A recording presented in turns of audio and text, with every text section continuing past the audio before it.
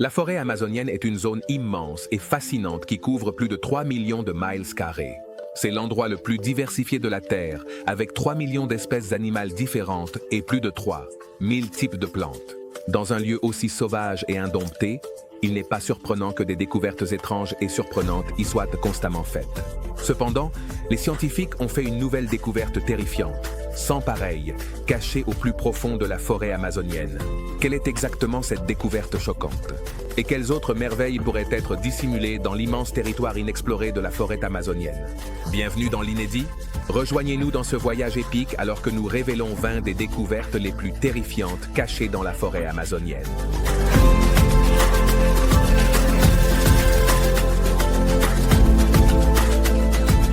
Numéro 20. Le payara.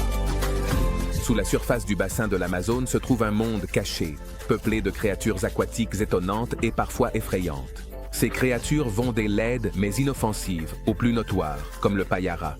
Le payara, également appelé poisson-tigre, dent de sabre ou loup d'eau, est l'un des poissons les plus fascinants que l'on puisse trouver dans ces eaux. Son mystère provient en partie du peu de recherches menées à son sujet, mais ce qui frappe le plus, c'est son apparence. La première chose que l'on remarque chez le payara, ce sont ses dents. Il possède des dagues acérées et pointues qui recouvrent ses gencives, ainsi que 2 longs crocs qui dépassent de sa mâchoire inférieure. Ils mesurent entre 10 et 15 cm de long et sont si grands que les payaras naissent avec des trous spéciaux dans la mâchoire supérieure pour les accueillir. Quand il s'agit de manger, le payara n'a pas peur. On sait qu'il se nourrit de piranhas dans le cadre de son régime alimentaire habituel. Ces poissons prospèrent dans des eaux claires et à courant rapide, pleines de fortes turbulences, que l'on trouve souvent dans les rivières agitées et au pied des cascades. Ce qui fait d'eux de grands chasseurs, ce sont leurs tactiques. Les payaras sont experts pour se jeter sur les bancs de poissons, créant le chaos et utilisant leurs crocs comme des outils polyvalents. Ces dents fonctionnent comme des lances, capables de poignarder, d'attraper et de maintenir leur proie. Certaines victimes sont avalées entières, tandis que d'autres sont déchiquetées par les dents du payara, qui ressemblent à des dagues. Numéro 19. Rencontre avec des extraterrestres. Au fil des années, de nombreux rapports font état de personnes ayant vu des objets volants non identifiés, des ovnis, et ayant eu des rencontres avec des êtres extraterrestres dans la jungle amazonienne. Ces histoires sont devenues une partie du riche folklore de la région, suscitant curiosité et spéculation aussi bien chez les habitants locaux que chez les personnes venant de contrées lointaines. Cependant, il est important de rappeler qu'en dépit de ces témoignages, il n'existe aucune preuve solide que des ovnis ou des extraterrestres aient visité la forêt amazonienne. Souvent, ces récits reposent sur ce que les gens disent avoir vu, ce qui peut parfois être erroné, exagéré ou influencé par les croyances locales. Dans de nombreux cas, ce que les gens pensent être des ovnis peut en réalité être des phénomènes naturels, comme des conditions météorologiques étranges, des effets atmosphériques inhabituels ou même des activités militaires. La nature dense et isolée de la forêt tropicale facilite la propagation et l'amplification des mythes et des histoires. Bien que la forêt amazonienne soit sans aucun doute un lieu rempli de mystères et de merveilles, il est prudent de rester sceptique quant aux observations d'ovnis et aux rencontres avec des extraterrestres, tant qu'il n'existe pas de preuves réelles et solides. Pour l'instant, ces histoires viennent enrichir la collection fascinante de récits sur la forêt tropicale, mais elles doivent être considérées comme des suppositions plutôt que comme des faits avérés. Nous n'y croyons pas, mais toi, qu'en penses-tu? Numéro 18. Le champignon dévoreur de plastique. Pestalociopsis microspora, un champignon découvert dans la forêt amazonienne par l'étudiante de l'université de Yale, Priya Ananda, montre un grand potentiel pour s'attaquer au problème mondial de la pollution plastique. Les recherches de Priya Anand ont consisté à étudier près de 60 échantillons de champignons différents, et l'un d'eux s'est particulièrement distingué par sa capacité remarquable à survivre et à se développer dans des environnements avec très peu ou pas d'oxygène. Cette caractéristique particulière pourrait faire de la Pestalociopsis microspora un outil efficace pour traiter les déchets plastiques, notamment dans des zones comme les océans où l'oxygène est rare. Ce champignon a le potentiel de décomposer les matériaux plastiques, qui constituent une cause majeure de pollution environnementale. Bien que la recherche sur l'utilisation de ce champignon pour dégrader le plastique n'en soit encore qu'à ses débuts, les scientifiques espèrent qu'il pourra offrir une solution très attendue à l'un des plus grands problèmes environnementaux du monde. Il est important de souligner que l'utilisation de Pestalociopsis microspora pour décomposer les déchets plastiques n'a aucun effet négatif sur les personnes ayant subi une chirurgie plastique. Le champignon est uniquement destiné à décomposer les déchets plastiques dans l'environnement et n'affecte pas directement les procédures médicales ni la santé humaine. Numéro 17. La rivière Jamsa. Le bassin de l'Amazone est l'un des systèmes fluviaux les plus vastes et fascinants du monde. Situé en Amérique du Sud, il couvre une superficie de plus de 7 millions de kilomètres carrés. Impressionnant, c'est le moins qu'on puisse dire. Cependant, des découvertes récentes révèlent que, jusqu'à présent, nous ne connaissions qu'une partie de l'histoire. Un groupe de scientifiques brésiliens a découvert une nouvelle rivière qui se cache sous l'Amazone. Ce fleuve, appelé le fleuve Jamsa en l'honneur du chef de l'équipe de recherche qui l'a découvert, se trouve à environ 4 km sous l'Amazone. De façon surprenante, il semble être aussi long que l'Amazone, mais beaucoup plus large. Les deux fleuves coulent d'ouest en est et s'étendent sur environ 6000 km.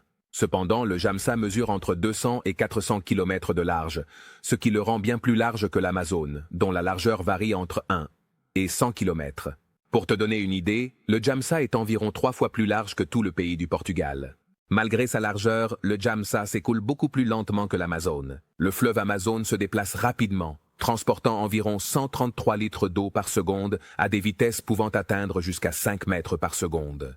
En revanche, le débit souterrain du fleuve Jamsa est d'environ 3900 mètres cubes par seconde. S'il n'était pas souterrain, tu pourrais même y pagayer. Numéro 16. Grenouille zombie. En 2018, des scientifiques ont fait une découverte inquiétante dans la forêt amazonienne lorsqu'ils ont trouvé des grenouilles infectées par un virus appelé virus RAV. Ce virus a un effet particulièrement alarmant sur les grenouilles, provoquant leur affaiblissement et la perte de contrôle de leurs mouvements, presque comme si elles se comportaient comme des zombies. La présence du virus RAV chez les grenouilles a suscité l'inquiétude des scientifiques et des défenseurs de l'environnement, car il ne s'agit pas seulement d'un problème pour les grenouilles elles-mêmes, mais cela pourrait aussi affecter l'ensemble de l'écosystème. Les grenouilles sont essentielles pour maintenir l'équilibre de l'environnement. Elles aident à contrôler les populations d'insectes et constituent une source de nourriture importante pour de nombreux prédateurs. Lorsque le virus RAV touche les grenouilles, il perturbe cet équilibre. De plus, le lien entre la déforestation et la propagation du virus RAV met en évidence la relation complexe entre les changements environnementaux et les épidémies de maladies. La déforestation consiste à abattre de vastes zones de forêt tropicales pour l'agriculture, l'exploitation forestière ou d'autres usages. Cette destruction modifie les habitats naturels de la faune et augmente leur niveau de stress. Lorsque les animaux sont stressés, leur système immunitaire s'affaiblit, les rendant plus vulnérables à des maladies comme le virus de la rage. De plus, la déforestation conduit souvent à un contact accru entre la faune et les humains, ce qui peut faciliter la transmission de maladies des animaux vers les personnes, un processus connu sous le nom de contagion zoonotique. Pour prévenir la propagation de maladies telles que le virus de la rage et protéger la diversité de la vie dans la forêt amazonienne, il est crucial de lutter contre la déforestation et de soutenir des pratiques d'utilisation durable des terres. Préserver l'intégrité de cet écosystème vital est essentiel non seulement pour le bien-être de ses habitants, mais aussi pour maintenir l'équilibre environnemental mondial. Numéro 15. La brosse à singe. Lorsque l'on pense au monde mystérieux de la forêt amazonienne, on imagine souvent des plantes et des animaux inhabituels. Un exemple intéressant est la liane appelée brosse à singe. Cette plante peut pousser seule ou s'accrocher à d'autres plantes et arbres. En tant que parasite, elle prospère le long de la rivière Caballado, que ce soit en haut des arbres ou près du sol, s'enroulant souvent autour des arbres zinga. La liane brosse à singe est particulièrement remarquable lorsqu'elle est en fleurs. Ces fleurs jaunes vifs et rouges se détachent sur le fond majoritairement vert et sont même utilisées pour décorer des espaces intérieurs. Lorsque les fleurs s'ouvrent pour la première fois, elles ressemblent à une brosse à singe, avec les bourgeons qui se déploient lentement. Les feuilles de la liane brosse à singe sont d'un vert foncé et présentent différentes formes, telles qu'ovales, rondes, palmées, réniformes ou en forme de cœur avec des bords irréguliers. Elles sont disposées par paires le long de la tige. Certaines variétés ont des feuilles collantes, tandis qu'un type spécifique, appelé Mimulus wesleyi, possède de petits poils sur ses feuilles qui piègent les insectes. Cette plante fait partie d'un groupe connu sous le nom de plante partiellement carnivore, ce qui signifie qu'elle attrape des insectes et produit également sa propre nourriture, grâce à la photosynthèse. En plus de ses caractéristiques uniques, la liane brosse à singe a des usages pratiques. Les populations autochtones ont historiquement utilisé ses racines et ses fleurs pour traiter les coupures et les brûlures, car la plante contient des composés naturels qui combattent les bactéries et préviennent les infections. Numéro 14. Les jaguars. Les jaguars sont les seuls grands félins sauvages originaires d'Amérique. Et ils sont les troisièmes plus grands félins du monde, après les tigres et les lions. Ils ressemblent aux léopards, que l'on trouve en Afrique et en Asie, mais les jaguars ont un motif de taches plus varié, souvent avec un point au centre. Dans de nombreuses anciennes cultures sud-américaines, les jaguars étaient vénérés comme des dieux, et leur image apparaît dans l'art et les artefacts de ces civilisations à travers toute leur aire de répartition. Il est facile de comprendre pourquoi les jaguars sont autant admirés. Ce sont des animaux véritablement impressionnants. Contrairement à beaucoup d'autres grands félins, les jaguars n'ont pas peur de l'eau. Ce sont d'excellents nageurs et ils chassent des créatures aquatiques comme les poissons, les tortues et même les caïmans. Ils utilisent leurs puissantes mâchoires pour écraser le crâne de leur proie, ce qui montre à quel point ils sont redoutables. Les jaguars chassent également des animaux terrestres comme les cerfs, les pécaris, les capybaras et bien d'autres. Ils préfèrent traquer ces animaux la nuit et sont connus pour leur capacité à tuer d'un seul coup de mâchoire à la tête. Malheureusement, les jaguars font face à de graves menaces en raison de la destruction de leur habitat et du braconnage. En Amérique du Sud et en Amérique centrale, les forêts sont rapidement abattues, ce qui laisse aux jaguars de moins en moins d'endroits où vivre. Le braconnage est également un problème croissant, car les gens chassent les jaguars pour leur peau et de plus en plus pour leurs dents et leurs os, qui sont vendus illégalement sur les marchés chinois. C'est vraiment dommage que ces magnifiques créatures soient en danger à cause d'une telle exploitation. Numéro 13. Vaste réseau d'anciens villages. Les archéologues ont récemment fait une découverte étonnante. Dans la forêt amazonienne, ils ont trouvé un vaste réseau d'anciens villages qui étaient conçus d'une manière similaire à la disposition des planètes dans la galaxie. Depuis un hélicoptère survolant la forêt brésilienne, les chercheurs ont utilisé des lasers de haute technologie pour révéler un système complexe de villages ronds et carrés datant d'entre le XIVe et le XVIIIe siècle. Ces villages étaient restés cachés pendant des siècles. Les lasers de haute technologie, presque comme s'ils sortaient d'un film de James Bond, ont permis de découvrir ces établissements oubliés. Les villages étaient disposés avec de longues structures semblables à des monticules entourant une place centrale, à la manière des aiguilles d'une horloge. Vus d'en haut, ces monticules ressemblent aux rayons du soleil. C'est pourquoi on les appelle zoas, un mot portugais qui signifie « enfant ». Au cours des 2 dernières décennies, les scientifiques ont découvert que la partie sud de la forêt tropicale abritait plusieurs cultures qui ont façonné la Terre avec habileté bien avant l'arrivée des Européens. Au cours des 10 dernières années, ils ont trouvé plusieurs de ces villages de monticules. Certaines sont circulaires, d'autres rectangulaires, et elles sont reliées par des routes. Les données LIDAR et satellitaires ont révélé 25 villages avec des monticules circulaires et 11 rectangulaires. 15 villages étaient trop endommagés pour être clairement classés. Numéro 12, la rivière bouillante. La rivière, Xenetimpixca, un fleuve fascinant et mystérieux du côté péruvien de la forêt tropicale, est célèbre pour ses eaux incroyablement chaudes, qui peuvent atteindre des températures de plus de 93 degrés Celsius. Cette chaleur intense rend la rivière extrêmement dangereuse. Toute créature qui y tombe fait face à une menace mortelle. Lorsque vous êtes près de la rivière, il est crucial d'être très prudent pour éviter une rencontre potentiellement mortelle. La légende raconte que la rivière provient d'un rocher géant en forme de serpent et qu'elle serait le foyer d'un esprit serpent respecté, connu sous le nom de Yakumama ou mère des eaux. Selon les tribus indigènes locales, on pense que cet esprit serpent est la source de la chaleur brûlante de la rivière. La rivière Xenetimpixca s'étend sur environ 8,8 km de long. Sa chaleur la plus intense se trouve dans les 4 derniers miles de son parcours. La rivière a la même largeur qu'une route à 2 voies à son point le plus large, mesurant environ 24 mètres de large et atteignant une profondeur de 5 mètres à son endroit le plus profond. Bien que les habitants connaissent cette rivière bouillante depuis des générations, les scientifiques n'ont commencé que récemment à étudier la raison de sa température extrême. Malgré plusieurs théories, la cause exacte de la chaleur intense de la rivière reste un mystère. Numéro 11. Araignée géante. La forêt amazonienne abrite de nombreuses créatures étonnantes, et l'une des plus incroyables est la mygale goliath mangeuse d'oiseaux. Comme son nom l'indique, cette araignée est si grande qu'elle peut attraper et manger des oiseaux. Elle est connue comme la tarentule la plus lourde du monde, avec une longueur corporelle d'environ 13 cm, ce qui la rend bien plus grande que la plupart des autres araignées, qui paraissent minuscules en comparaison. Heureusement pour les humains, la mygale goliath mangeuse d'oiseaux n'est pas dangereuse pour nous. Elle ne menace pas activement les humains. Cependant, elle possède une manière intéressante de se protéger. Si elle se sent menacée, elle peut libérer ses poils, qui sont urticants et épineux. Ces poils peuvent provoquer des irritations et des désagréments cutanés, qui peuvent durer plusieurs jours s'ils entrent en contact avec la peau humaine. Malgré sa taille et son apparence redoutable, l'amygale goliath mange principalement des insectes, de petits rongeurs et d'autres petits animaux. Elle ne chasse généralement pas les oiseaux, bien que son nom puisse laisser penser le contraire. La présence d'une araignée aussi unique dans la forêt amazonienne met en valeur l'incroyable diversité de la vie dans cet écosystème vaste et varié où même les créatures les plus inhabituelles ont leur place. Numéro 10. Le coq de roche.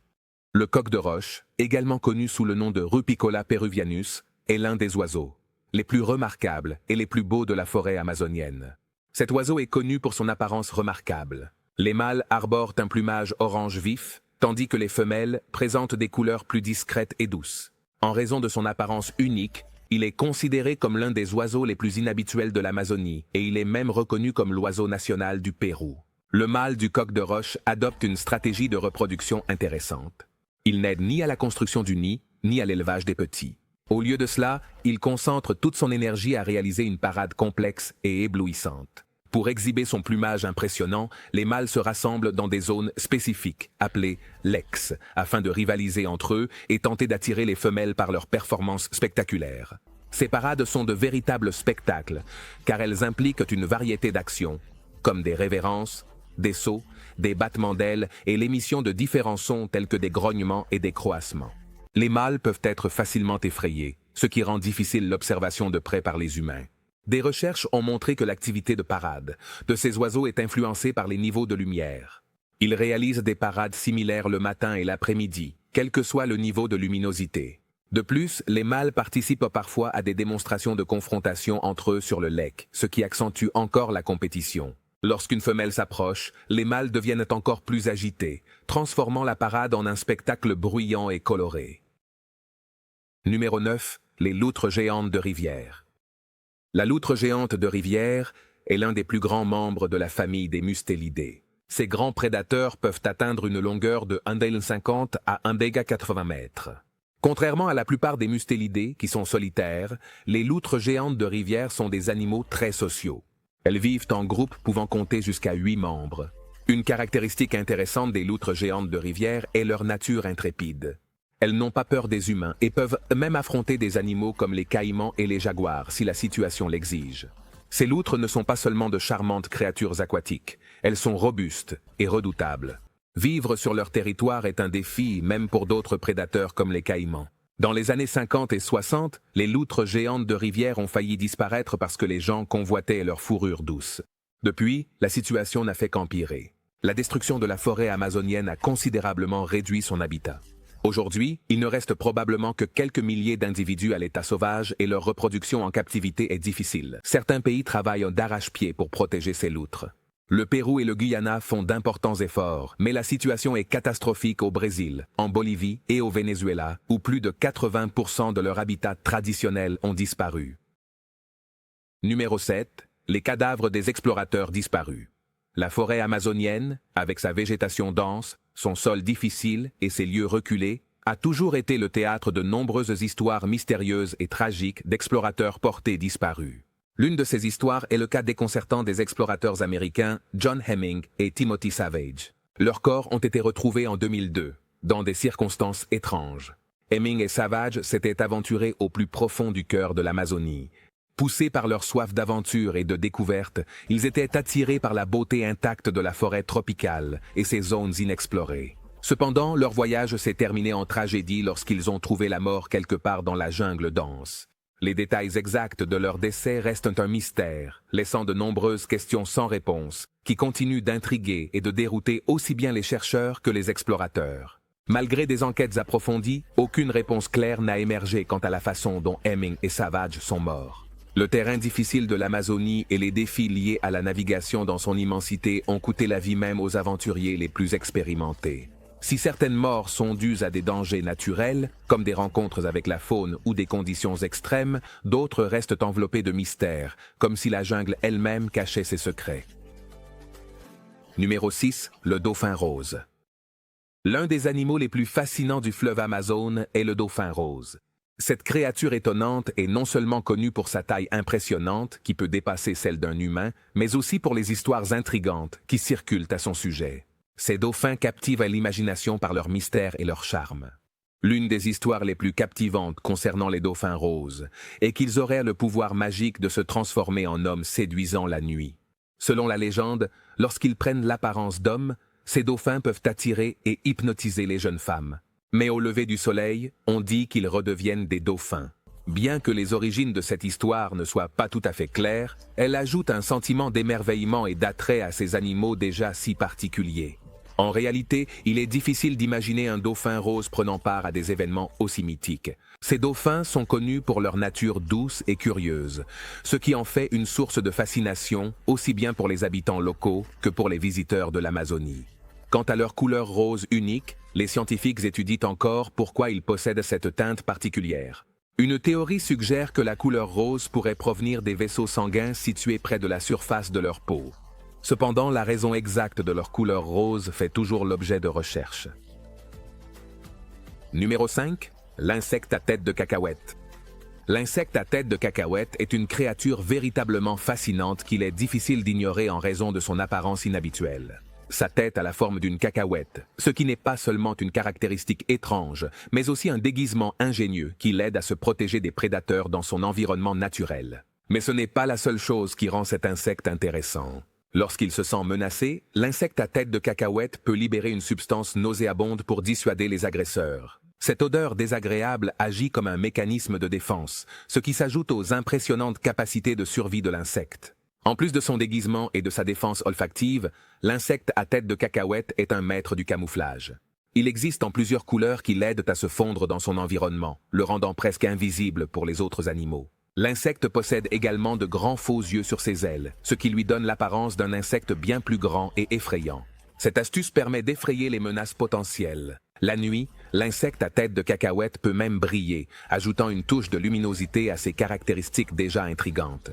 Malgré son apparence étrange, cet insecte joue un rôle crucial dans son écosystème en pollinisant les plantes, ce qui les aide à pousser et à fleurir. Numéro 4. Le palmier marcheur.